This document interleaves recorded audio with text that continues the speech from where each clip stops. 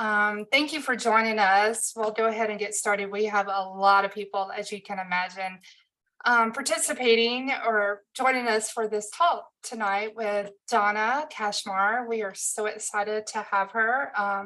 So Donna, thank you for reaching out to me and offering this. I'm as excited as everyone else. So with that, I'm going to turn it over to you, Donna.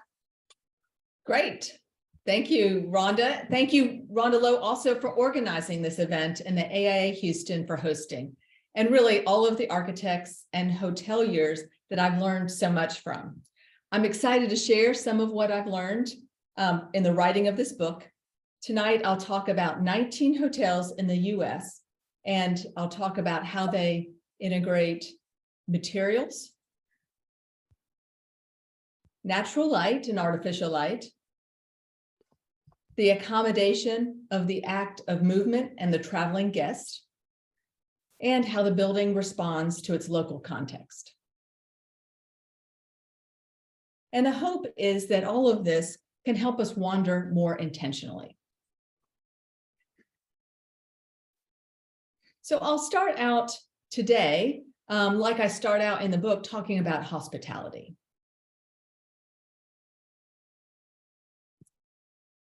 Hospitality, as the anthropologist Julian Pitt Rivers writes, is about how we deal with strangers. Hospitality in support of travelers and its companion generosity can be understood as both a social and sometimes a religious duty. Travel has often been connected to commerce and the movement of goods for trade, such as the ancient amber route. And the common law of innkeepers included the provision of bed, board, and hearth. It was the duty of innkeepers to provide available accommodation to any traveler willing to pay a reasonable price. And innkeepers were responsible for protecting travelers who were in unfamiliar surroundings and away from their communities. And this helped establish safe trade. So while commerce was one reason people traveled, people also traveled for reasons of health, religious, or political reasons, such as traveling to a natural hot springs for health, or in the case of the dak bungalows of India, you might be a government official, and these provided free accommodation for those officials. People at that time traveled by foot or by horse, and soon, with the development of coaches, by horse-drawn coach. By 1780, the UK had a reliable stagecoach service. But that was soon replaced with a safer and more efficient system when the railroads started in the 18th century.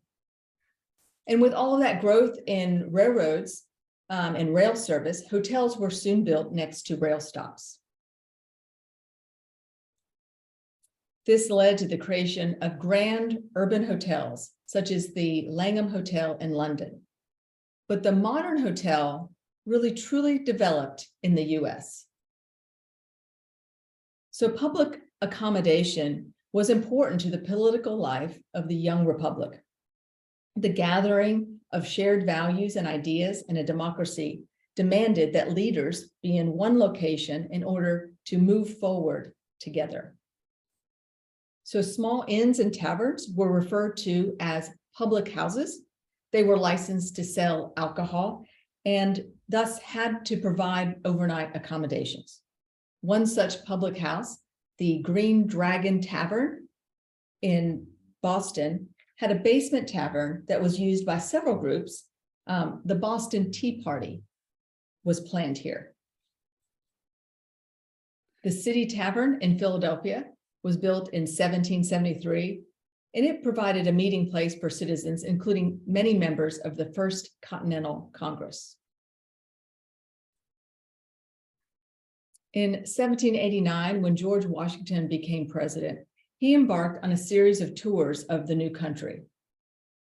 Washington did not want to risk the appearance of favoritism, so he refused private accommodations that was offered by his friends or family, and stayed only in public houses.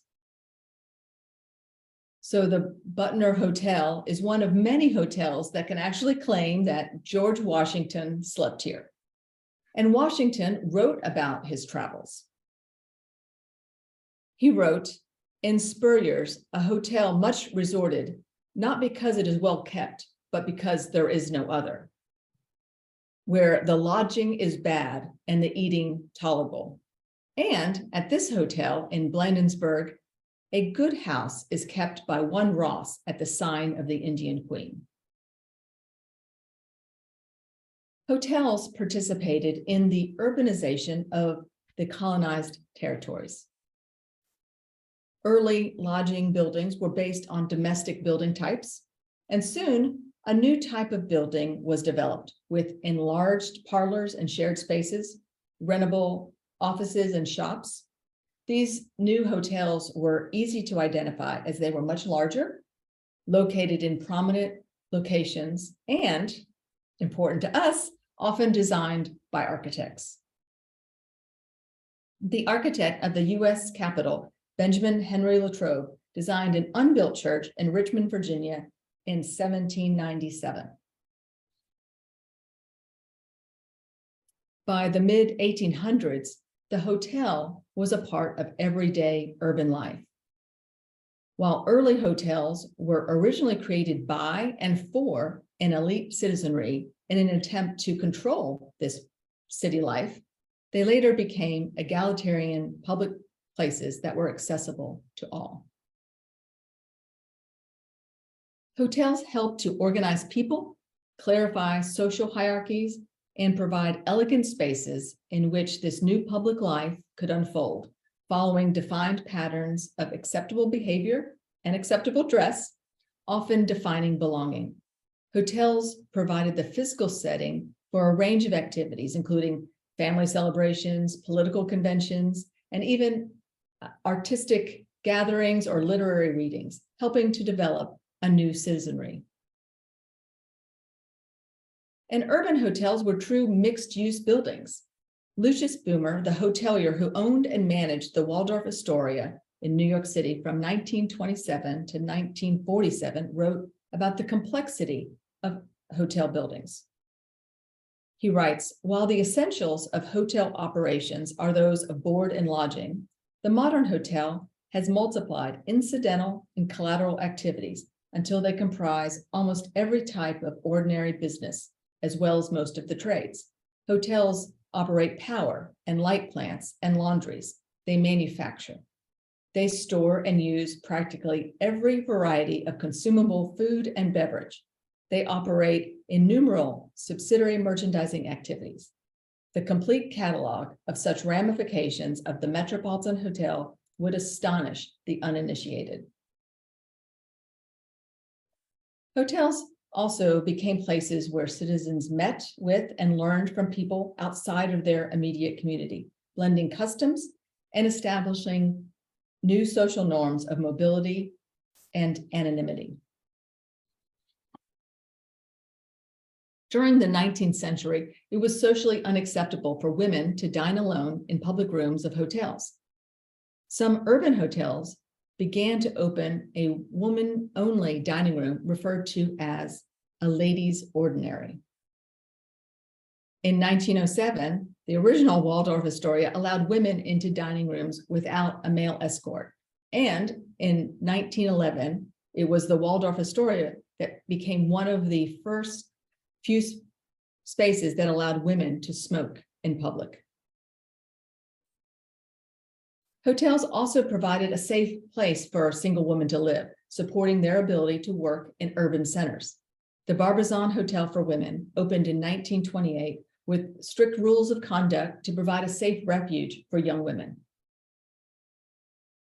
Many women resided in the Barbizon during its 53 years as a women-only hotel, including survivors from the Titanic, the annual guest editors of Mademoiselle magazine, and the many students in the Catherine Gibbs Secretarial School. Hotels also provided a new model for different ideas for full-time habitation. Charlotte Perkins Gilman, seen here in the center, argued for the feminist apartment hotel that was kitchenless and was a means to free women from housework. Hotels were also active participants in the fight for equal rights for all. First published in 1936, the Negro Motorist Green Book listed lodgings, restaurants, fuel stations, and other businesses that operated without racial restrictions,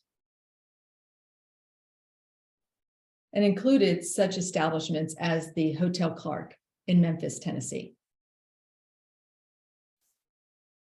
In 1963, Martin Luther King said, "We can never be satisfied as long as our bodies, heavy with the fatigue of travel, cannot gain lodging in the motels of the highways and the hotels of the cities."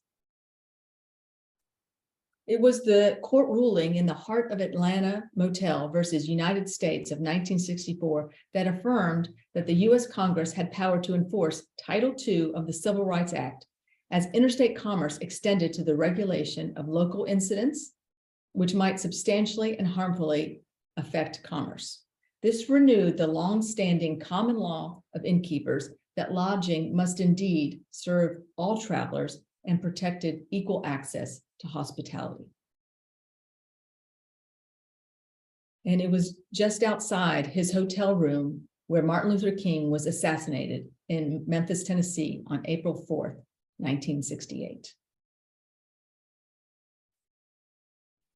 Jennifer Vollander writes that hotels are collective laboratories for human experience, and they place a critical role in the interpreting and defining of modern life. Hotels change us. The new socioeconomic possibilities supported by hotels led to innovations in labor, new business methods, alternative power structures, and shifts in urban living and domestic realms.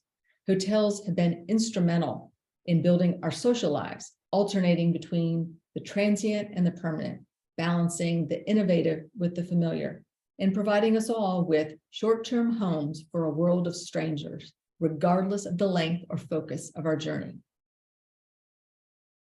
While all technology has impacted the development of hotels, building technology has been pretty intertwined with hotels. Hotel buildings usually incorporate new technologies as amenities and then encourage the adoption of these technologies in homes and other building types. So it was in 1829 at the Tremont House in Boston, it was the first US hotel to boast running water. It also had free soap in the rooms, bathtubs in the basement, and lockable doors. Those were a new amenity. In 1831, the Holt Hotel in New York City was the first to provide its guests with a lift for their luggage. And in 1859, the Fifth Avenue Hotel in New York City was the first hotel to provide a lift for its guests. These were referred to as ascending rooms and included chandeliers and elaborate furniture and carpeting. In 1883, the Sagamore Hotel in Lake George, New York, was the very first to provide electricity in all of its rooms. In 1893, 10 years later, the Netherland Hotel became the first to provide telephones for all of its guests. And in 1908, we think the Statler Hotel in Buffalo, New York, was the first to provide all of its guests with their own bathtub in every room. Here in Texas, even though the Adolphus was built in 1912, in 1950, it became the first hotel to offer central air conditioning. But probably the most impactful technology to hotels was the transformation in transportation. So we went from horseback to stagecoaches and then to trains. But with the introduction of the relatively affordable personal automobile, the once helpful train schedules became seen as overly restrictive to the freedom promised by the car. So the rise of the automobile provides a parallel history for motels. Automobile tourists were independent and free, able to pull over to the side of the road and explore nature directly. Primitive municipal campsites often provided space for travelers to pitch their own tents, such as the one on the right in Washington, D.C. And as demand increased, the for-profit commercial camps gradually replaced public campgrounds, and soon primitive roadside camps were built with small cabins instead of tents. The term motel originated with the Motel Inn of San Luis Obispo, originally called the Milestone Motel. It was constructed in 1925 by Arthur Heinemann. Heinemann famously abbreviated motor hotel to motel after he couldn't fit the words Milestone Motor Hotel on his rooftop. And here in Texas, just up the road in Waco, the Alamo Plaza tourist apartments were designed by Memphis architect W.C. Lester. Alamo Plaza was the first such chain of motor courts.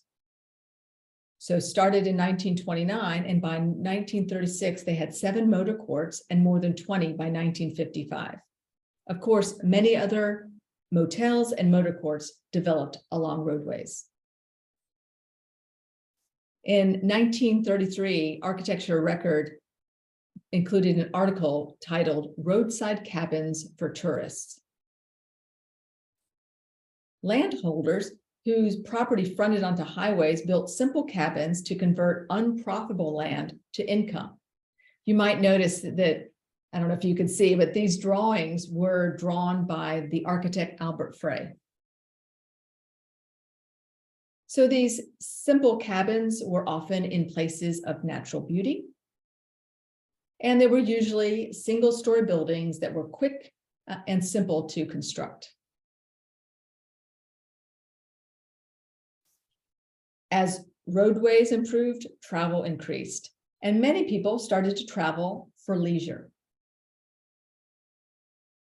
Holiday Inn was founded by one such traveler. Kemmons Wilson and his wife took a family vacation in 1951 to Washington, D.C. from their home in Memphis, Tennessee, along with their 5 children. Kemmons noted, most hotels had cramped, uncomfortable rooms, and they charged extra for children. As a reflection of many travelers' desire for consistency over unique individuality, the advertising slogan of Holiday Inns changed over the years from "the nation's innkeeper" to "the best surprise is no surprise." By the 1960s, we saw the beginning of construction of hotels for businessmen or business people. And motels started adding hotel-like amenities, such as restaurants. And urban hotels started adding parking lots and became more casual, no longer requiring the American plan with meals at set times, kind of blurring the distinctions between hotels and motels. And as hotels and motels became more similar, they also became part of, there was a proliferation of hotel chains, really started by travelers' interest in consistency, and also as hotel operations became more complex. As they became more complex, hotel management programs, such as the ones at Cornell University and one at University of Houston, trained new managers who in turn benefited the larger chains that had multiple properties and more complex management system. And in time, each hotel developed a real variety of hotel brands underneath that chain, differentiating brands for different customers and maybe even for the same customers for different types of trips. So for instance, Holiday Inn is now owned by IHG, which includes 18 different brands under that hotel chain. In the 1980s, the term boutique hotel was first used to refer to smaller, independent, non-branded hotels, usually 100 rooms or fewer. The Morgans Hotel, interiors by French designer André Putman of 1984, is one such early boutique hotel. Hotels can also be seen in media and film, such as the 1932 pre-code drama film Grand Hotel, directed by Edmund Golding. And this film portrays how hotels provide a space for mingling of a variety of people and how their very different lives can coexist immediately adjacent to each other, immediately adjacent in hotel rooms or in this image at the lobby's front desk. Hotel, the 1965 novel by Arthur Haley, is the story of an independent hotel and its struggle to avoid being assimilated into a chain of hotels. The novel led to the 1983 Aaron Spelling TV series of the same name, which I loved growing up. I also enjoyed watching the 1980 movie Somewhere in Time, set at the Grand Hotel on Mackinac Island. And my own hotel history might start at the Grand Hotel. When I was young, my parents splurged on lunch for our family while we were camping nearby. But most often, Holiday Inns were part of our family vacations. And I remember fondly the room keys, the pleasure of unwrapping the tiny brand new soap, and spinning through the manual travel planning tools. And any hotel stay allows us to try out new patterns of living, new patterns of identity, as we find ourselves constantly moving between the most public of spaces and the most private spaces within the hotel. So I began this book project by looking for hotels that have an interesting use of materials, manipulation of light, accommodation of travel, and connection to the place. I also looked for rooms that were hotels that were mostly under 100 rooms, under $300 a night. So it's not really about high-end luxury, but travel that most architects might be able to afford. And more importantly, they were designed by architects. There is a project directory in the back of the book. And I'm going to go through the projects because we've kind of started from history a little bit chronologically today. But I also wanted to let you know that for each hotel, there's an intro sheet that were drawn by now fourth-year architecture student Sophie Grubbs, and they show the year that the building was completed, the name, the location, the architect, the number of rooms, the size of the average room, and a floor plan and section. So I'll start with the Avalon Hotel, completed in 2000, designed by Koenig Eisenberg. Koenig Eisenberg worked to knit together 3 different existing buildings, each facing a different street, to make a cohesive new whole for the Avalon Hotel.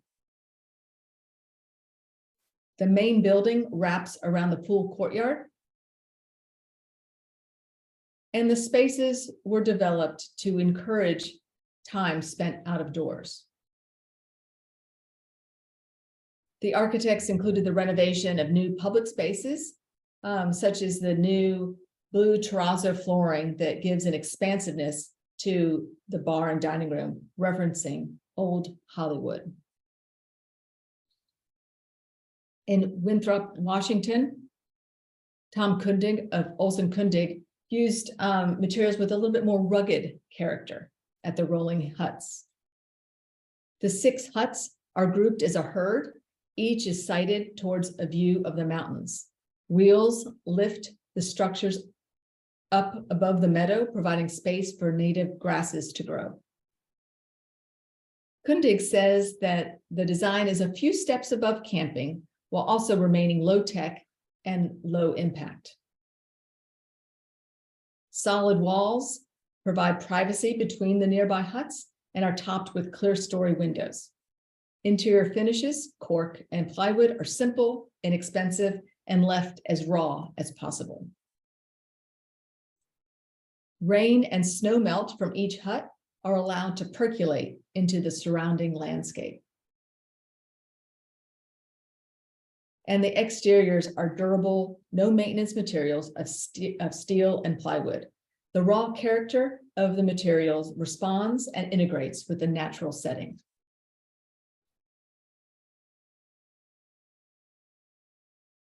The 21C Museum Hotel in Oklahoma City, my most recent hotel stay. At 21C Museum Hotels, they first start wanting to make a great space for art. And here they have 14,000 square feet of gallery and public spaces included in the hotel.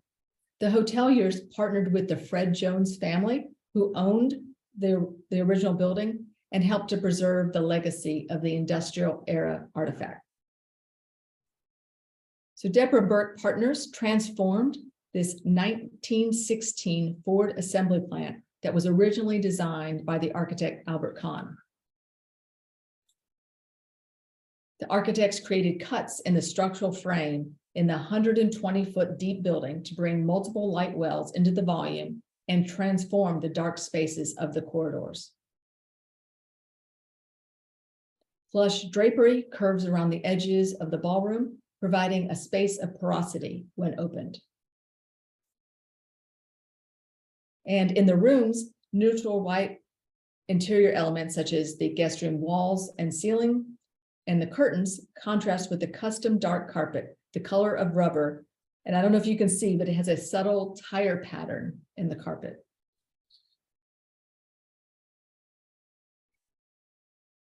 The Roby Hotel in Chicago, Illinois, has 89 rooms. It was developed by Convexity Properties and Grupo Habitat. They hired the design team to adaptively reuse the Northwest Tower building, this 12-story Art Deco office building, originally designed by Perkins, Chatham, and Hammond and completed in 1929. It remains the only high-rise building in the area, located at the edges of Wicker Park and Bucktown neighborhoods. And the rooftop bar has an amazing view of Chicago. When the design team presented their idea to salvage and reuse the current textures and materials from the existing building, everyone on the developer side remained silent. It was only when the comments started coming that they knew everyone was on board with the approach. The 425 windows in the upper floors were all replaced with aluminum-clad windows with custom profiles to match the existing wood windows. Triple glazing addresses the sound that comes from the elevated Blue Line track nearby.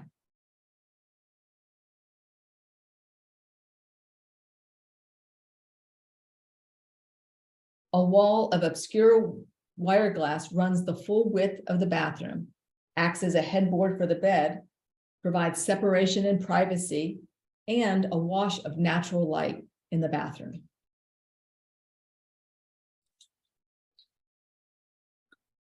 At the Los Poblanos Historic Inn and Organic Farm, just south of Albuquerque, there's a whole list of architects and designers that were part of the making of this hotel. The hotel includes original buildings from 1932, designed by the region's foremost architect, John Galmeen, often referred to as the father of the Santa Fe style. Also includes formal gardens designed by Rose Isabel Greeley that incorporate the local passive water irrigation system into the design of the pathways. In 2009, Mully and Paulizitis were hired to develop a master plan for the property to renovate the historic Mean design buildings and design new guest rooms called the Farm Suites on the northern edge of the property. Their design work started by uncovering the history of the buildings and the agricultural site. They combined the buildings, landscapes, and public spaces between them to design a series of experiences. Later, Atkin, Olshan, and Shade Architects, AOS, was brought in to increase the number of guest rooms and add new amenities. Amenities included things like a new farm shop in the old dairy building, a new restaurant that really links the agrarian functions to the lodging, and 2 new field suite guest rooms that included 28 new additional guest rooms, each with a private porch that directly connects to the landscape beyond. The scent of lavender can fill the room when the porch door opens. Los Poblanos is intended to be a place of respite from contemporary society, where guests can enjoy the food harvested through sustainable agriculture and regenerative farming, and rebuild a relationship with the landscape.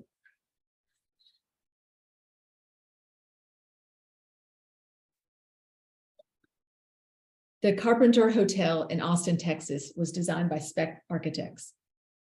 The Carpenter Hotel, restaurant, cafe, event pavilion, and 93 guest rooms surround a tree-shaded courtyard and pool in a grove of pecan trees located between Barton Springs Swimming Hole and downtown Austin. The mid-century Union Hall for the Carpenters Local 1266 is repurposed as the lobby and restaurant for the hotel. In the restaurant, pecan wood boards from any fallen or damaged trees were reused. And in fact, the site preserves and incorporates almost all of the original heritage pecan trees. The Quonset Hut Event Pavilion's distinct architectural expression is harmonious with the existing Union Hall building and nearby industrial buildings. And in the building, the hotel building, exposed rough concrete frame is infilled with locally sourced clay masonry blocks. And the orange blocks are complemented by the deep marine blue colored tile in the bathroom. Every room has a balcony with this large sliding blackout panel that slides to cover the door. And the size and width of each room telescopes on the exterior via the column grid.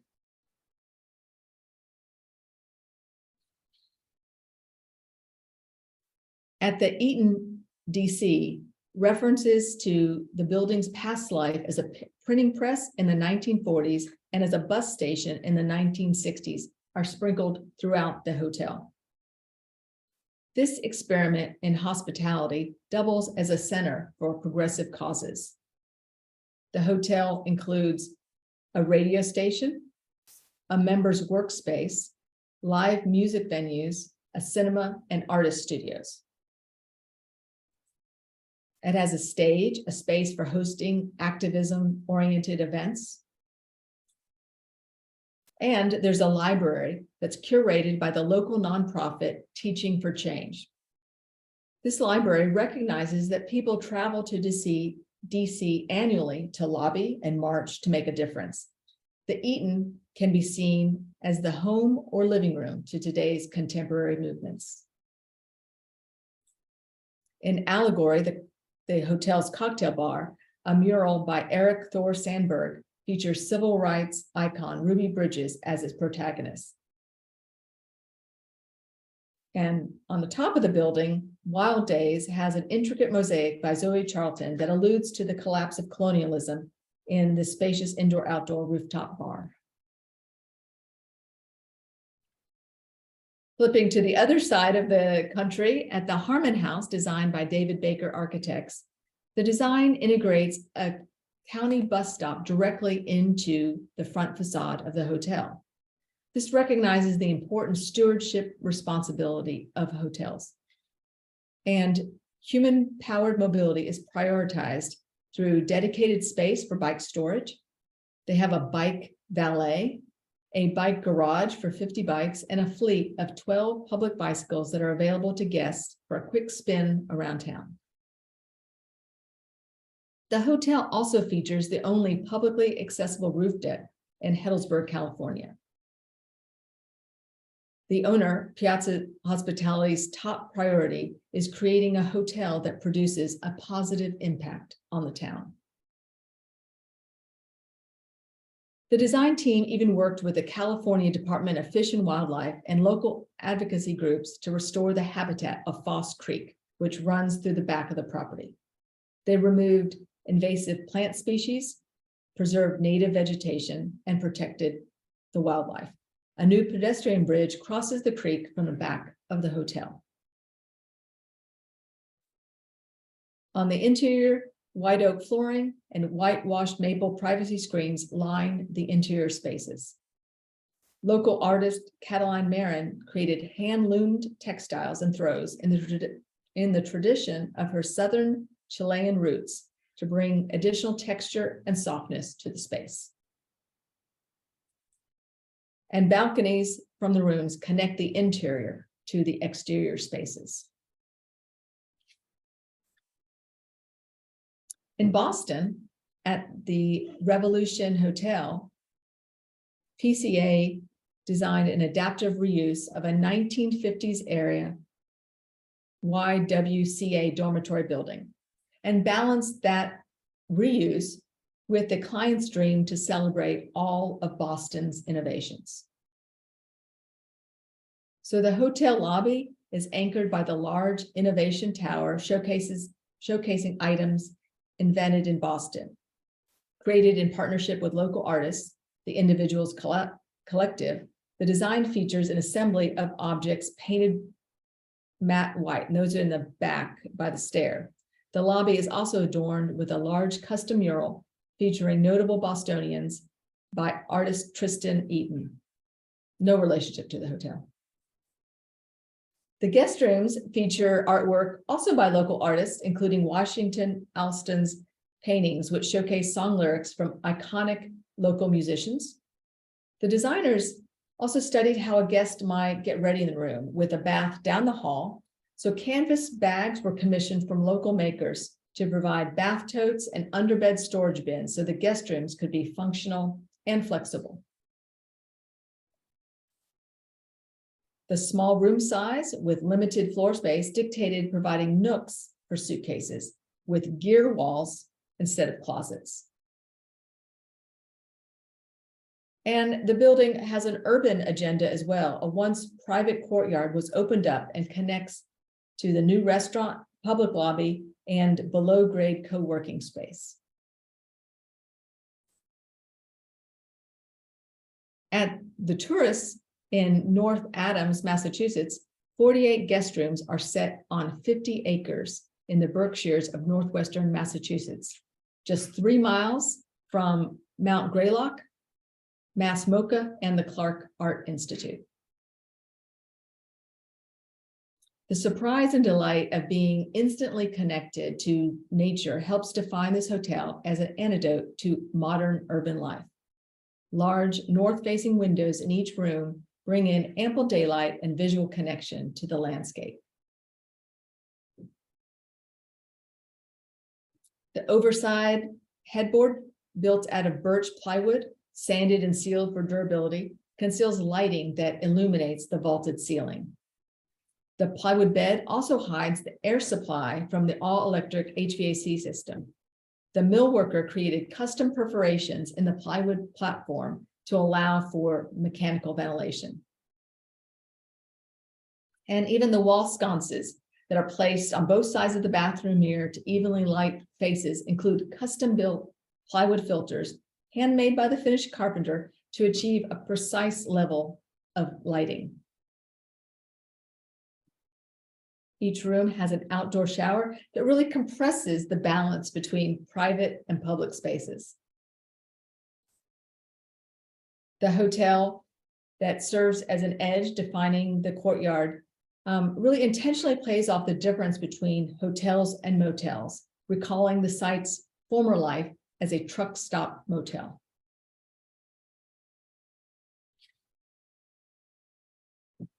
Society Hotel Bingen. The site originally contained an old 4-room schoolhouse that now includes spaces for the reception area, dormitory rooms, and private rooms. 20 detached newly built cabins form a ring around a central courtyard. This creates a sheltered walkway under a roof that directs rain and melted snow to the courtyard to be collected and stored. The voids between the building volumes allow space and views of the nature beyond to slip through, connecting the guests to the rugged landscape beyond. At the interior of that courtyard is the spa, with the surfaces and cabinetry of the spa building clad in birch. A glass folding door system makes the interior feel like an exterior space. And the folding door is actually a part of the passive thermal system of the building. So the building can open up to the thermal rivers that flow at up to 30 miles per hour from west to east between the Pacific Ocean and the desert, really opposite the flow of the nearby Columbia River. The cabins are small at 305 square feet with simple gypsum board clad interiors, custom cabinetry, and beds. They compensate for this compactness with generous glazing and a covered 300 square foot outdoor space equipped with a hammock and picnic table. Just down the road, the Geneseo Inn in Paso Robles, California, designed by Ecotech Design. Walter Scott Perry finds that shipping containers are really part of the California landscape, especially when driving along the freeways to LA. With trucks moving people and goods, the trailer has become part of the architecture of the city. Scott Perry also believes that the site layout defines the relationship of space to the land. Here in a vineyard, the vineyards are 8 feet apart to allow for pruning equipment. So this vineyard layout modular and ready to accept the containers as an additional modular system. For each guest room, 2 containers are connected by a raised bar volume that provides a space for light and ventilation. So in the interior, the light from above provides both indirect daylight and eases any glare, allowing the visitor to look out over the vineyards and connect to the place. Back closer to my home, the Hotel Magdalena in Austin, Texas, designed by Lake Plato Architects, is the first mass timber boutique hotel in North America. The building is really a series of buildings that wrap around a central courtyard in Austin's South Congress neighborhood. David Lake first studies the scale and arrangement of the guest rooms, sometimes recalling compelling examples from his own travels and how they connect to a larger system and, most importantly, connect to the specific location. This room layout places the closet, open sink, a toilet, and shower compartment along one wall. This makes the full width of the guest room one contiguous space. The room, with ample glass and openings on at least 2 sides, allows for natural light and to enter from multiple directions and the opportunity for cross ventilation. The wood ceiling brings warmth and clarity to the room volume, and the concrete topping slab brings greater acoustical separation between the floors. Like many of Lake Plato's projects, there is a direct connection to the exterior through a porch. And in this case, it serves as the circulation space that is also visually connected to this gorgeous central courtyard that was designed by landscape architects Tenite.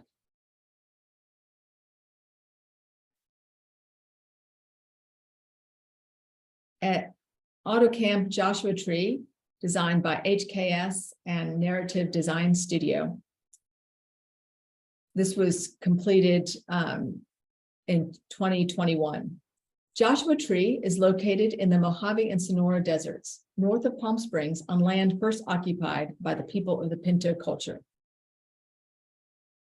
AutoCamp founder and CEO states that AutoCamp's mission is to connect people with the outdoors and each other. Each AutoCamp has a clubhouse that provides a central gathering space. And here The clubhouse incorporates the local vernacular. The inspiration for this Quonset hut form was derived from the work of assemblage artist Noah Purifoy, whose large-scale sculptural work is permanently installed on a 10-acre tract nearby. AutoCamp wants guests to create some great memories, and if they haven't been camping before, to leave with a few new ideas about how to leave no trace and embrace nature. The exterior of the 8.5-foot wide custom designed Airstream trailers have the typical metal cladding, but the interiors include natural finishes. Countertops are quartz surfaces, cabinets are faced with walnut veneer, and the flooring is real wood. The bathrooms have natural stone tile walls that extend to the slightly rounded ceiling. The trailers also have custom designed windows, providing plenty of breezes, daylight, and a beautiful view from the bed when you wake up.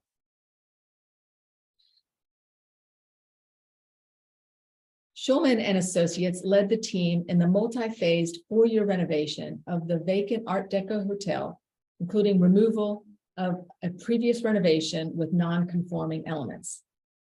Henry Hohauser originally designed the Greystone Hotel, now called the Hotel Greystone, in 1939. The Hotel Greystone's original architectural features include a vertical marquee sign with a ziggurat stepped roofline, contrasting horizontal banding, and fluted elements.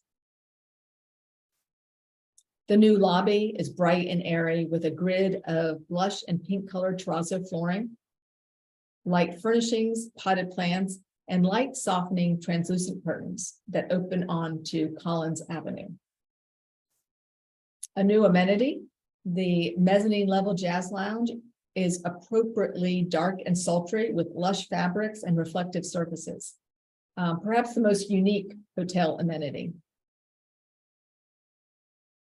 The guest room interiors introduce a more neutral palette with large tile floors recalling natural sand and 2 layers of curtains to modulate the abundant natural light. Of note, Alan Schulman also led a team to develop the Buoyant City Historic District Resiliency and Adaptation Guidelines for Miami Beach. I just threw this in here. I thought it was really interesting, and it's beautifully illustrated. And the report seeks to understand the relationship between resiliency planning and historic preservation. The Guild House in Philadelphia, Pennsylvania, designed by Moto Design Shop and Row Creative. Oops, go back. This 4-story brick building was completed in 1951 and originally served as a single-family home and then the headquarters for the New Century Working Women's Guild, formed in 1882 by Eliza Sprout Turner. The Guild focused on supporting women in the workforce. Historic materials and details were prioritized and preserved, keeping as much of the original plaster, crown molding, ceiling details, and woodwork as possible.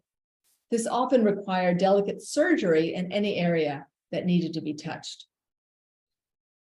The main stair skylight was maintained. Interior detailing provides a human scale, and the hallway surfaces are adorned with a textural white-on-white wall covering. The team also had discussions about how to support the active travel. For instance, if the entire hotel was being used by a wedding party, it was very possible that all the guests might be showering at the same time. So to ensure adequate water pressure could be maintained, the owners invested in a water booster pump in the basement. Likewise, even though a passenger elevator was not a possibility, a luggage lift was integrated into the hallway to help move bags between floors. Each suite highlights and captures the spirit of one member of the Guild. This is the Eliza Suite. And the team used the stories of the Guild women to help save the building in the belief that the better that they tell the story, the greater the chance the building will survive for decades to come. The Hutton Brickyards in Kingston, New York, designed by Christina Duchamp and Zachary Taylor of KDA. Here, small private cabins provide all-year usability and allow guests to wake up looking directly at the river. The exact location of the cabins was laid out on the site multiple times and adjusted to get just the right balance of views and privacy. The exteriors are clad in dark stained board and batten siding designed to blend in with the landscape. And on the interior, a mahogany ceiling extends to become the soffit, and the interior pine floor is stained to match the pine decking, helping extend the view through the wall glass out to the river beyond. Much of the site is built on rejected bricks with just about an inch of topsoil, and this necessitated a cost-effective foundation system. So the use of helical piles were utilized that could be located and drilled precisely by a robot who followed GPS instructions, causing minimal site disturbance, was very accurate, and was installed without any weather or inspection delays. And as the name suggests, Hutton Brickyards, much of the site contained clay deposits and the Hutton Brickworks Company, one of the many brick manufacturing plants that were located along the Hudson River. And this was in operation from 1865 to 1980. Hutton bricks were used to build part of Yankee Stadium, the cloisters, and the Empire State Building. And typically in this area, freight trains run along one side of the Hudson River and passenger trains are on the other. And so usually there are rail lines placed between people and the water's edge.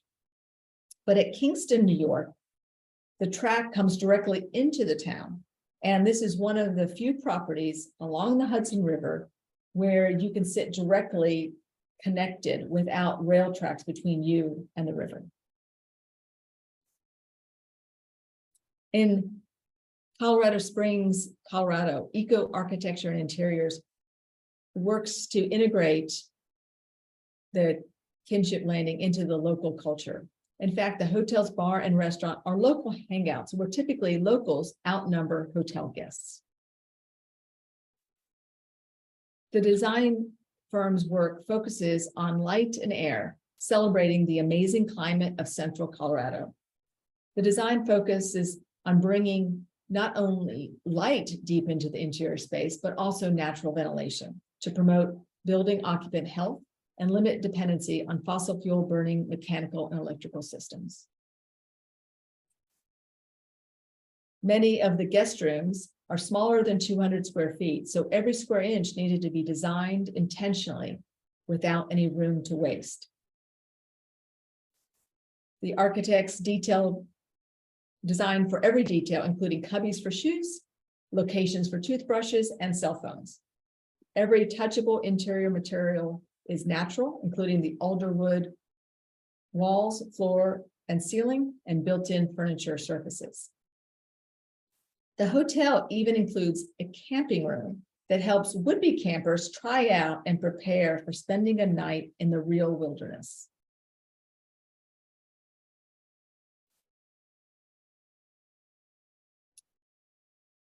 Wild Rice Retreat in Bayfield, Wisconsin.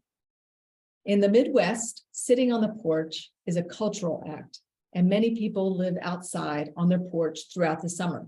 Here, the porch is expanded and becomes as important as the interior room.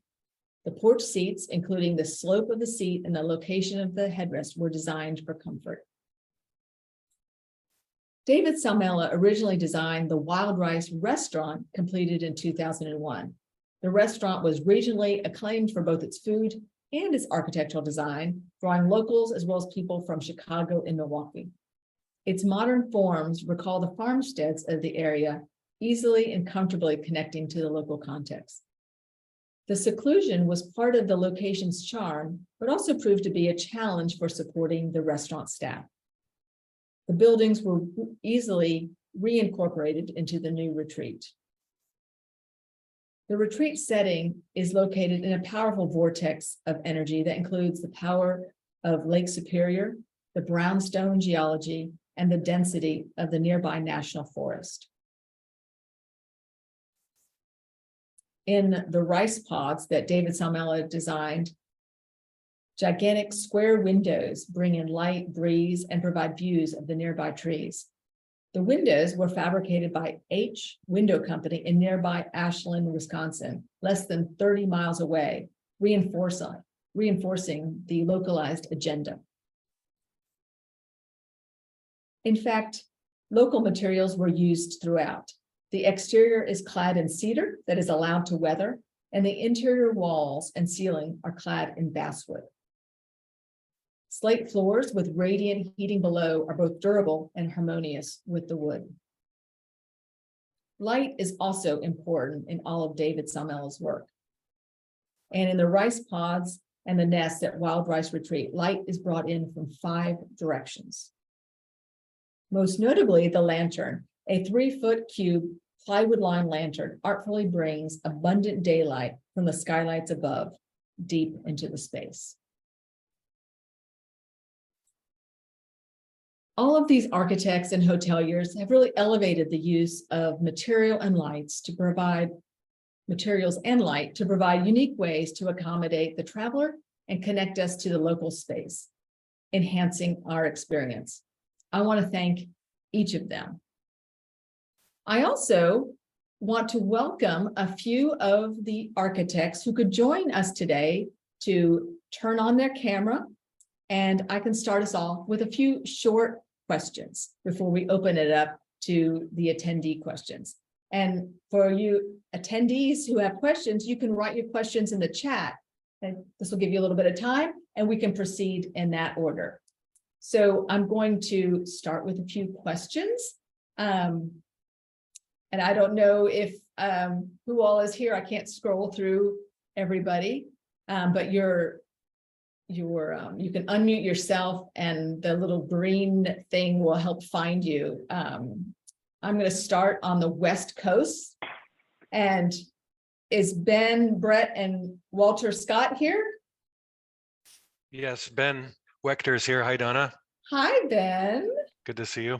So Ben, you're my first guinea pig here. So my question for the West Coast architects is, what are the most important considerations when designing a hotel rather than another project type?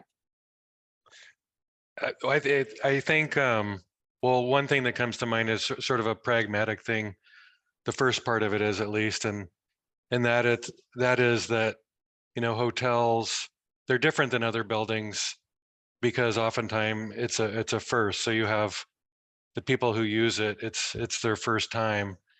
And so, you know, what we found is it's really important that simple things like door handles and lighting controls and plumbing fixtures, you know, that those things are intuitive to use and not exotic. And so we try to, in all of our hospitality projects, try to think in those terms.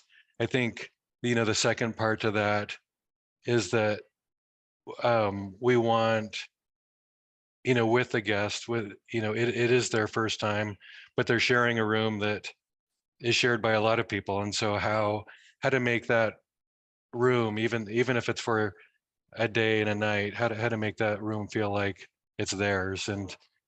And so we, you know, one way that we think about that is to make it, you know, actually as simple as possible. So, so thinking about, you know, simple material palette, simple furnishings, and then also making things robust in a way where they can be cleaned easily and they look like they are clean.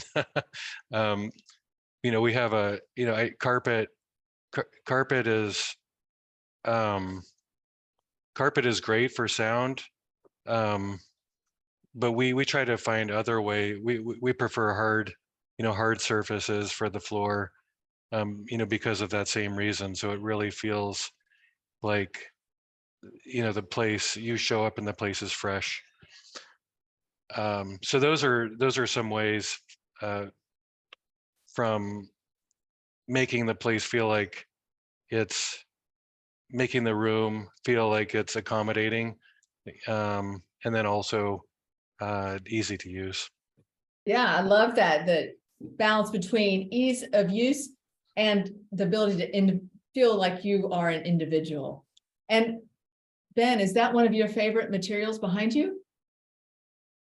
Yeah, we're in Portland, Oregon, and we live and work. Well, I live here, but we work in an all mass timber building. Fantastic. And Ben is the architect for the Society Hotel Bingen. Thanks, Ben. There may be more questions, so hang on. It is great to see you again. Is Brett Randall Jones? Yeah, somewhere? I'm here. Yeah, Hi, thanks for Brett. having me, How are you Donna. doing? Yeah, wonderful. Thanks for inviting us. Yeah, thanks for being part of the book and this talk. I think it's just kind of fun to reunite a little bit. So for you, what are some of the most important considerations when designing a hotel? And I hope Ben didn't take your answers. I know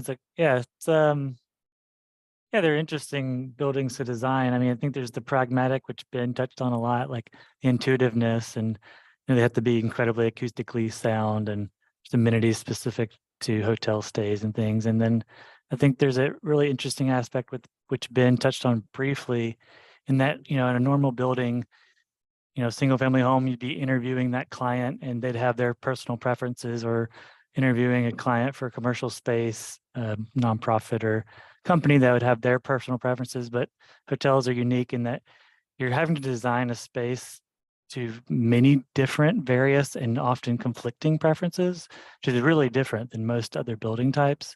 People want different things, people want options. So, light-filled spaces versus blackout, unpacking your bags versus keeping it in luggage, water pressure, bathing, workspaces. Everyone has their own preference. So you're having to think through all of those preferences and designing a space for them, which is pretty fun.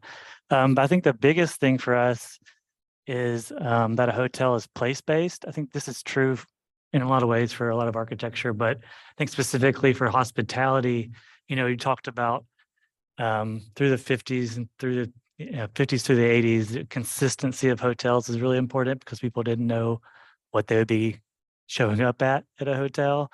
But now with the internet, that's not a problem. There's reviews and everything. So the industry has really changed from consistency of hotels to experiential, and that's from the birth of Airbnb and boutique hotels and all that. So it becomes really important that a hotel is unique and represents the place that person is visiting. So that the hotel reflects the culture and the character of that town.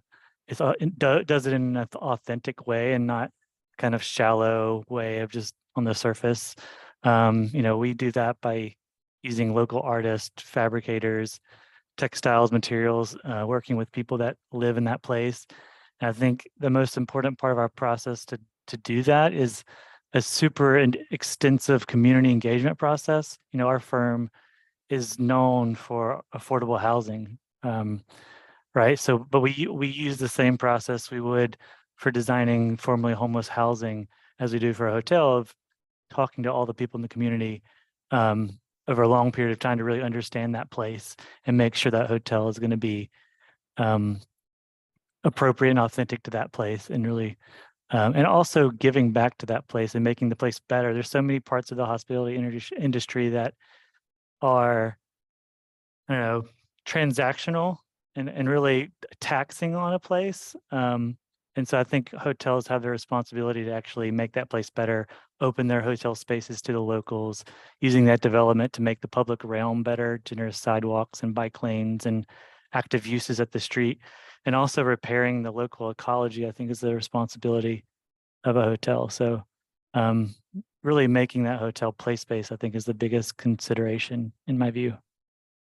Well, thanks. And I don't know if you could see it, Brett, but I was holding up 9 ways. Oh, thank you. Yeah, that's our new book. Thank you for mentioning that. David Baker Architects, 9 ways to make housing for people. And I will say, Brett and Ben, and really all of the hotels and the architects who are in this book, your buildings are of the place, and that's one of the criteria. So I believe that, but I love what you said about designing to be everything for everyone. That's Yeah, it's a hard. huge order. So that's kind of a lot to juggle, right? Yeah. Yep. Yeah. Thanks, Brett. Walter Scott Perry, are you on? I didn't know if you could make it or not. So if you are, we'll come back to you. So let's head over to the East Coast. Yeah, Donna, Yeah. Walter is on here. Oh, great. So Walter, what do you think are the most important considerations for designing a hotel? And I'm glad you could make it. He's muted.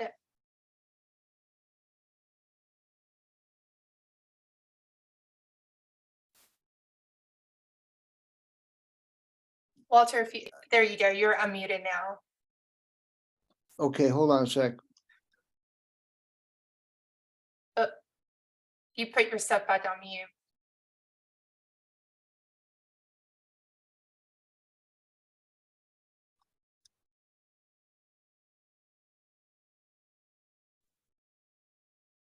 Okay, you're unmuted now. Well, it's back and forth.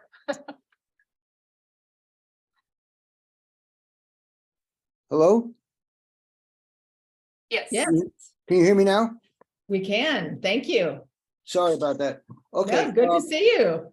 Good to see you, Donna. Thanks for the great book. I was reading it this morning, and I love the context, the historical context you put into the discussion about hospitality over 5,000 years. It's so relevant, particularly now with the global economy is extensive and all encompassing as it is, and people are traveling all the time now. And my job when I built this and designed this container winery B&B in Central California was inspired to a large degree by a global commerce, a global economy, and the idea of being able to fly to LA or to San Francisco and drive 2 hours to be in a vineyard overlooking, arguably one of the more beautiful coastlines in America, as well as drink wine and participate in things like, beekeeping or wine tasting and wine making seminars, created a culture that I find interesting in as much as that we have people coming from all over the world. And these are not ubiquitous, average, Motel 6 type clients. They're people that are interested in something unique, something special, and something meaningful regarding its context, the culture within it lies, the ecology within which it lies.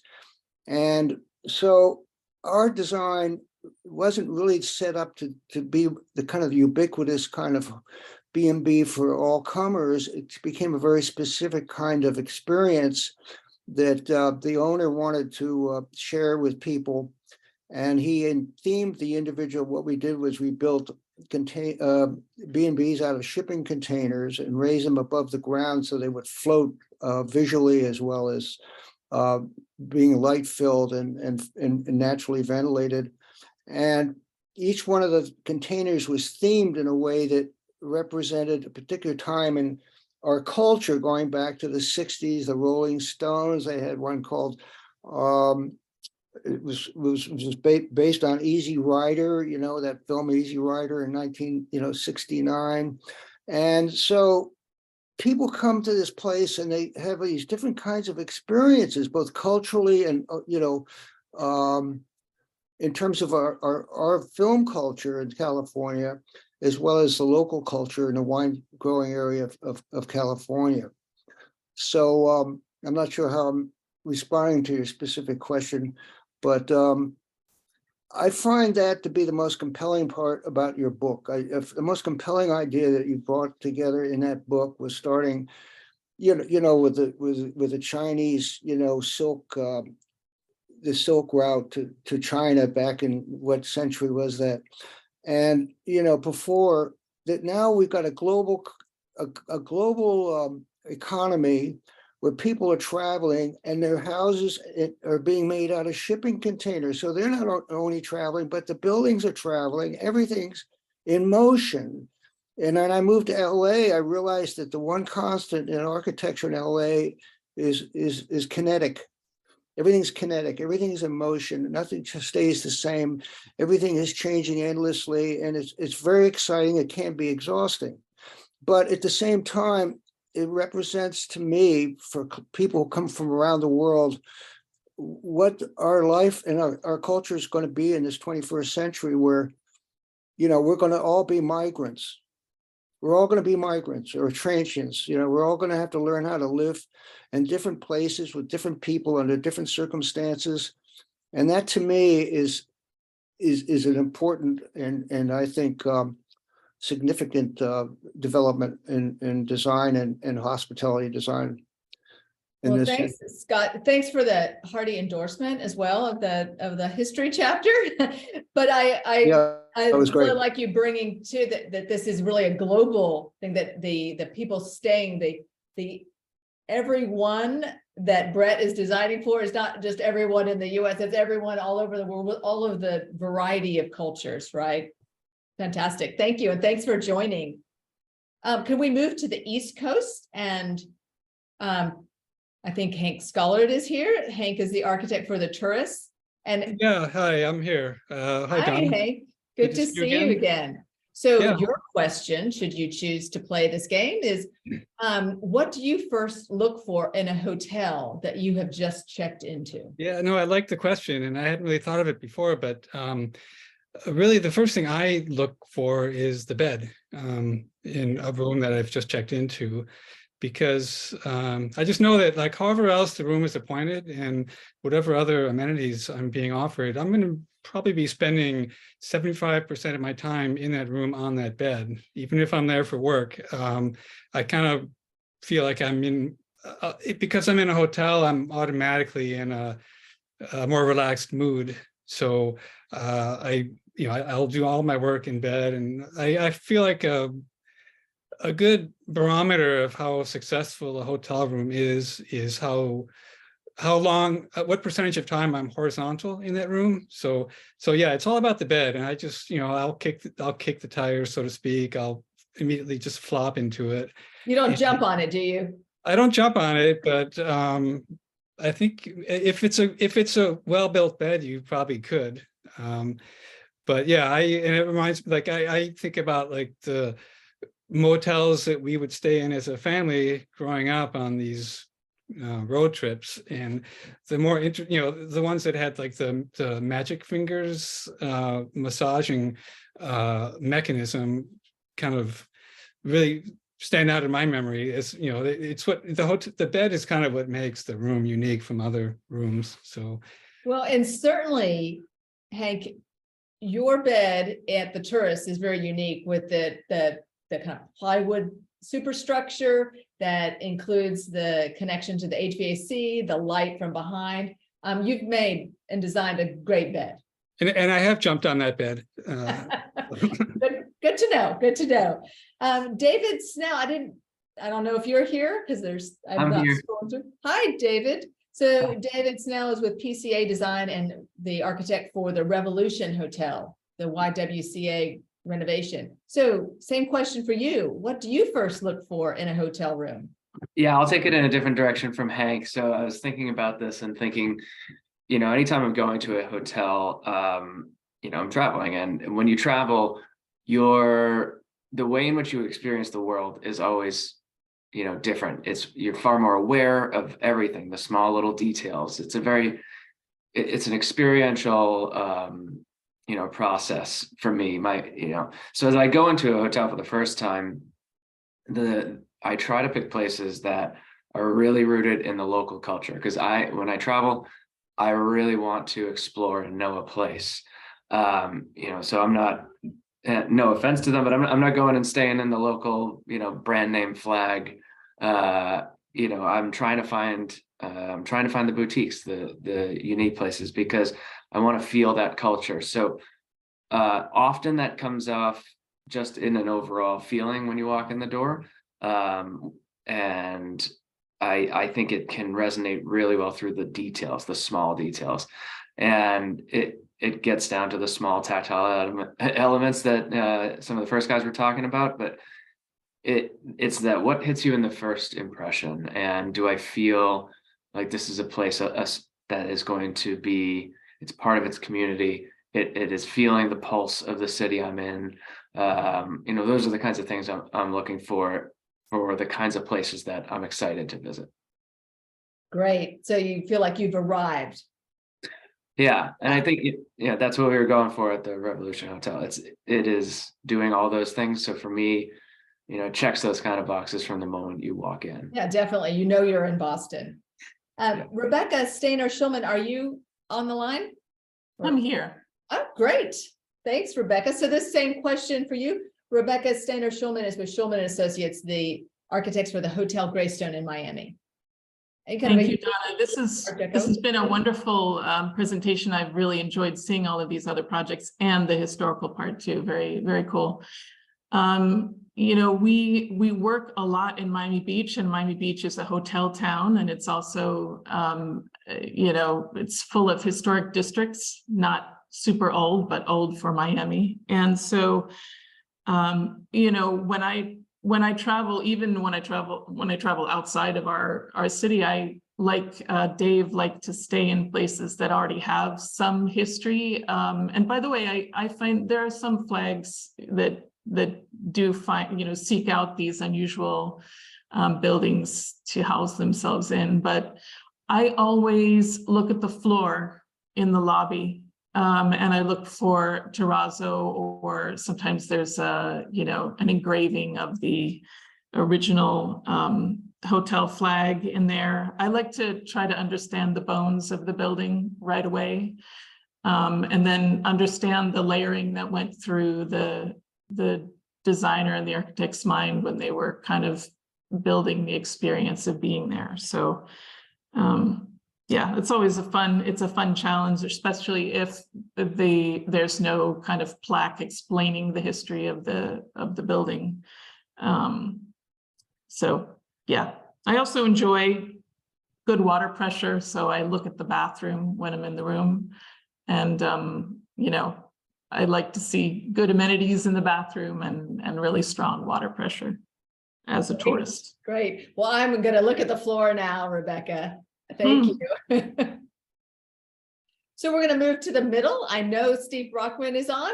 Steve Brockman is with Deborah Burke Partners. And as I mentioned, Stephen, we just were at the 21C Museum Hotel Oklahoma City and loved it.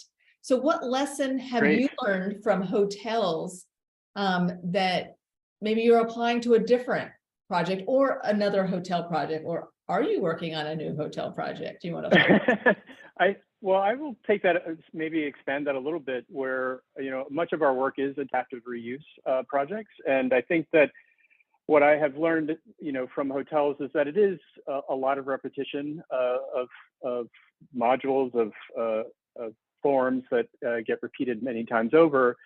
But I think what I've learned from working in old buildings, not necessarily just hotel buildings, but buildings that were other uses, is that you need to kind of embrace the idiosyncratic, take advantage of the weird moments, because I think those are the memorable moments, especially when they're not hotels. When you're like adapting the Oklahoma City project, which was a Ford assembly plant, or recently, or not so recently, there was also in Lexington, it was an McKim Mead & White office tower, and in Louisville, it was warehouses for tobacco. So I think that it's finding those moments, whether it be structural, sort of embracing the structure that was originally there, or finding those moments where a collision of kind of uses create interesting moments. I think in 21C, we created the idiosyncratic by creating these sort of vertical light shafts that actually provided light all the way down to the first floor. So I would say that's the lesson that I take away. It's like always try to create order, but also don't be afraid of kind of letting some messiness show. Yeah, you also created really big, wide hallways, like 14-foot hallways. Really fantastic. Yeah, I always Great. wanted to ride a bike on those floors, so. Yeah. Sean Evans, are you here with us? Sean Evans is formerly with AOS, now Mass Design, and the design, one of the design teams that worked on the Los Poblanos Historic Inn and Organic Farm. I'm here, Donna. This was fabulous. So fun. And the book is magnificent. Thanks. So same question to you for those in the middle. Yeah. What yeah, lesson no, have you learned from hotels? it's a fabulous question. You know, at Los Poblanos, we really labored to design and construct the guest rooms to be both luxurious and humble. And we learned that luxury need not be defined by only the cost of its materials. But then in an agrarian context, luxury could be defined by its remove from the contemporary trappings of our phones and our laptops and the internet.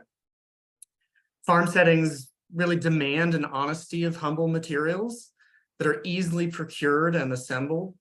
And I think all hotels really require this sense of excellent budgeting. In other words, what parts of the building can we make as absolutely cost efficient as possible? These are businesses. And how do we elevate certain experiences in the rest of the building?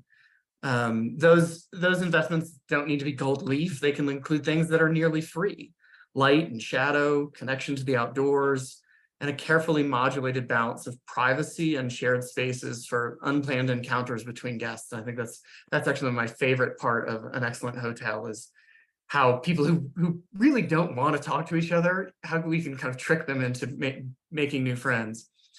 At the time we were designing Los Poblanos expansion, we were also planning and designing a 41-unit affordable housing development for a nearby tribe, Santo Domingo Pueblo, just north of Albuquerque.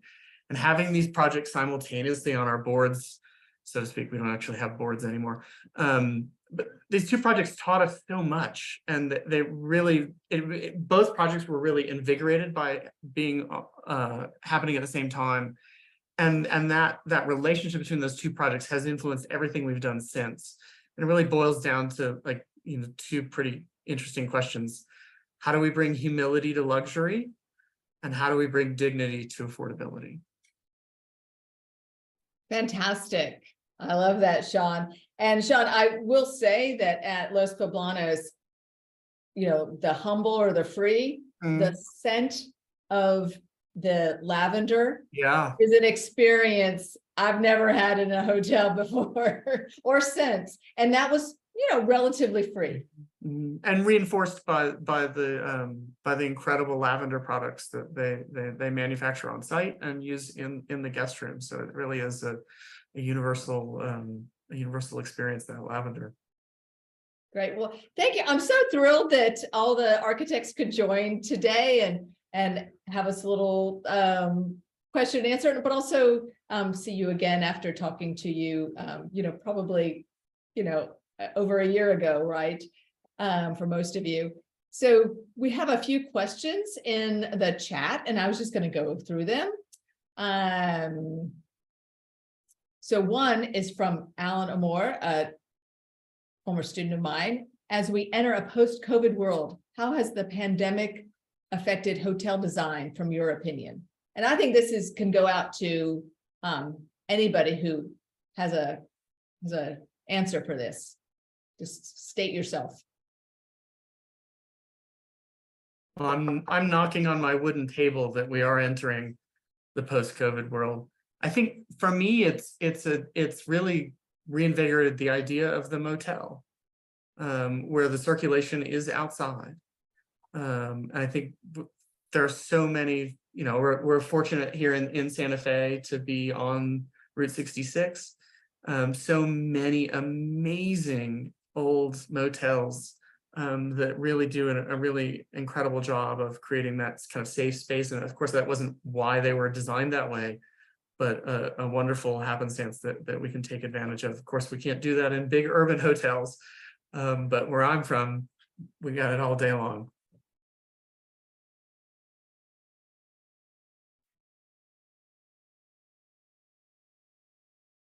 Hello? Great. Hello? So I also saw there's a question from Curtis Davis, but Sean Evans answered it. And Brett Jones answered another, there's in the chat, if you see, there's an article link for something he wrote about community-based hospitality. So please grab that link if you would like to. I'm just going to go on to Jennifer Koshbins. My experience in hotels as a child was just a place to sleep. As an adult, I've toured the world and have found many that often serve the community with workspaces, hot spots for gathering at roof bars, beautiful coffee shops, pool passes. I think all of these hotels meet all of those. So maybe one of you can answer this. Is this something new, or is this something that's been happening in other spaces historically? The aspect of a hotel as a meeting hub. I mean, Yeah. Donna, I would like to hear your answer because you did all the research. Hotels. Well, I would say that they were meeting. I say they were, and then they weren't, right? Yeah. They were maybe for a while we emphasized the privateness of hotels and the publicness and the coming together that was always part of a hotel's agenda as an urban hotel in the 1800s, 1900s. We lost maybe some of that functionality because we had so many other pieces to places to be and our own TV screens, right? And maybe we need something more. We want to connect to people, and that a hotel can provide that kind of public space again. Yeah, one thing I'm struck by in recent years in hotels is the extent that programming, the importance of programming and how that factors into a guest stay. So, you know, you think about like hotels historically, or at least as they've been kind of portrayed in popular culture, they've always been sort of mysterious and places that you can go and kind of be on your own, you know, checking under a fake name and things like that. And nowadays, I kind of feel like people see hotels as places to meet people, not places to hide from people. So the more interesting hotels I've stayed at in the last 4 or 5 years, including our own in North Adams, factors programming into the mix way more than I've ever noticed in the past. You know, different types of, we at our hotel, we have a full-time art and adventure coordinator to kind of guide guests through some of the different activities that they can participate in, but might not be familiar with. Yeah, exactly. That kind of cruise director or somebody who sets a set of experiences that people might have to kind of enhance the experience and enhance the stay. I think Donna, I think you were right, like, and how it's changed though. I think hotels have been really communal historically. And then there was a patch of time where like exclusivity was really important to hotel brands, and it was turned hotels like inward. But I think that's finally starting to change over the last decade, where hotels are opening back out to the public and connecting. And I think, yeah, Henry, you were right in that people now want to go to a hotel to meet people. And like the auto camp project that's in your book, like had the individual little spaces, but then pretty much all of the architecture at auto camp hotels are the kind of central hub, community buildings, all those things. So it's an interesting model they've built. Yeah, I will say that I think one of the things that has really happened is that there is this great differentiation, right?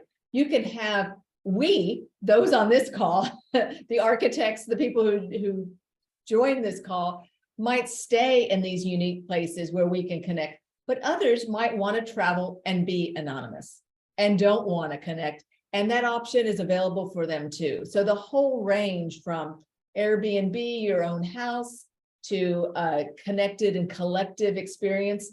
And we can now change and choose any of those situations for any trip as well. So if we're traveling with a bunch of friends or a family or for business, we might choose different options. And so we have kind of every option now. And certainly there is this interest in that kind of collective, that connected to the space and to the place. I see that Alejandro Colom said that he enjoys staying at the Tabard Inn in Washington, D.C. at DuPont Circle. And then Greg Roberts is asking, how have hotel motel scenes in movies impacted design? I don't know. Maybe that's a good topic for another book. I don't know if anybody else has a thought on that. Certainly they're depicted in design. I'm not sure which one is influencing. Well, when I designed the tourist hotel, I was really influenced by the depiction of motels in particular in movies and in popular culture, because I live in Boston. I drive out to Western Mass all the time. And so I'm constantly driving up Route 2, which was an old kind of scenic highway with all kinds of now kind of empty or abandoned former mom and pop motels.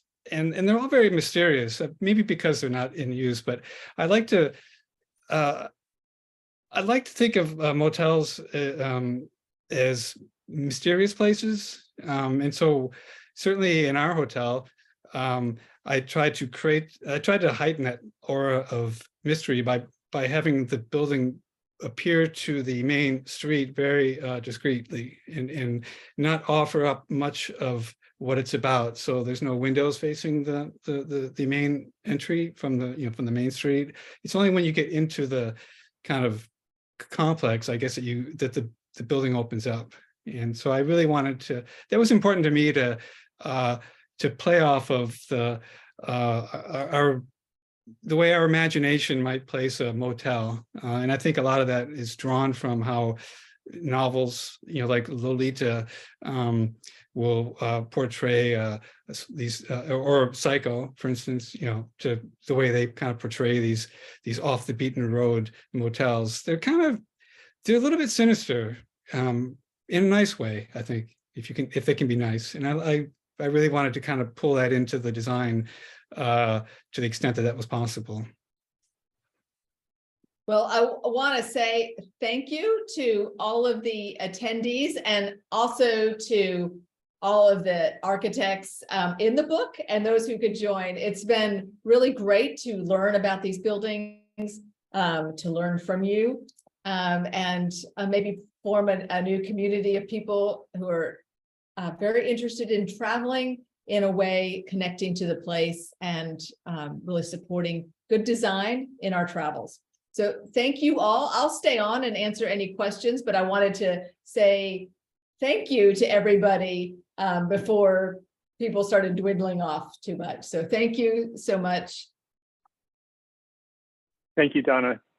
Congratulations on the book. Thank you. And thank you. Great to see you again. Good to see you.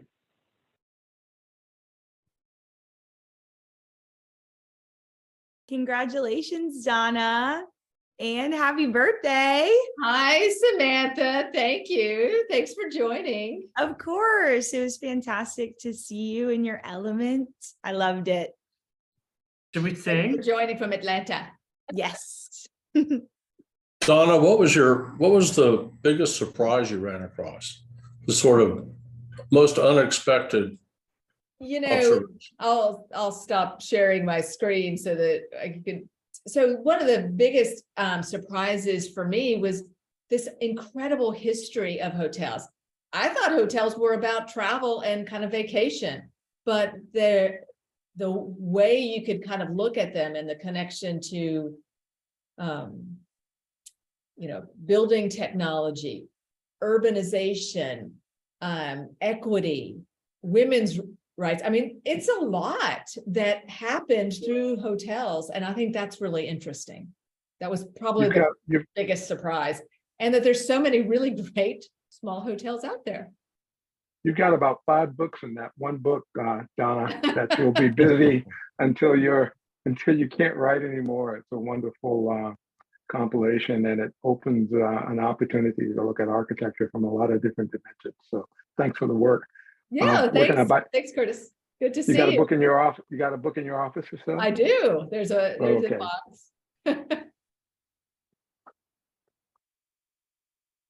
Thanks, Donna. Yeah, thanks, Jim. Thanks for coming. All right, see you later. Thanks, Donna. Good to see you again. Good to see you, Hank. Thanks, everybody else. Bye. Thanks for everybody joining. It was really great to have a little moment to recap. Bye, Scott. Thanks for joining. And Sean, I talked to Alejandra today. She said that you were that you would be here. So Well, I had to call 911 just as your session started because my wife passed out. oh my and gosh, is she I thought okay? I thought she had a heart attack. I called 911. I live in the Hollywood Hills and they got here in 10 minutes, luckily. And then they roll in the gurney. And the last thing we wanted to do was go to Cedar Sinai and spend the day. And so she's okay. So luckily, I'm so well, glad, the Scott. Oh my big- gosh. the biggest problem I had was the paramedics showed up and they couldn't find, my house is painted fuchsia, but I didn't put the number on the house. And so the paramedics start backing out and leaving because I didn't have the house number painted on the house. Oh my gosh. So there you go. I mean, here I am doing nothing but helping people fix their code violations. I had one myself. Anyway, thanks for including me. I'm so glad your wife is okay. Yeah, right. Well, it's with this climate change and everything, it's happening in LA and California. It's a new world. It's just a new world altogether. I want to make one other comment, frankly, about technology that I don't think was really covered much in the remarks, but I find that by building these wonderful job in Oklahoma City that was made out of I guess a Model T factory that was talked about. I've done a lot of adaptive reuse from the cabins. I guess I'm not sure where they were. They're on wheels to, I'm using shipping containers. And one of the things I find that's really brilliant is an educator myself, is to have people come and stay in different types of buildings with different materials and different ways of solving problems architecturally and in construction ways. And the reason people love my containers because they can tell their friends they stayed in a container and everyone's going, what was that like? So it's a great way to experience a new technology. Yeah. And the advantage of using new prefab or new, industrial systems approaches to design is a component in hospitality design that I don't think has been exploited adequately at this point. Yeah, great. Well, thanks for coming. And thanks, Janan. Good to see you. So you have your camera on so I can call you out. Oh, me? My husband, Jonathan Myers, who traveled with me lots of places. What are you going to work on next, Donna? What other cool thing are you going to do? I don't know if we're going to go to Japan and we're going to look at hotels in Japan, but I'm not saying there's going to be a book on that, but it should be. There's going to be a little vacation. Well, keep me posted because I'm I will. Excited to see what you do next. Thank you all. It was it's great to see a lot of friends, colleagues, and former students as well on this call. So thank you. Thank you again, Rhonda, and to all the architects and hoteliers. Go stay in a hotel. I'm ready. Okay. Bye, everybody. Thank you. Thanks, Donna. Bye. Happy birthday. Thank you. Thank you. Okay. Bye, everybody. Thank you.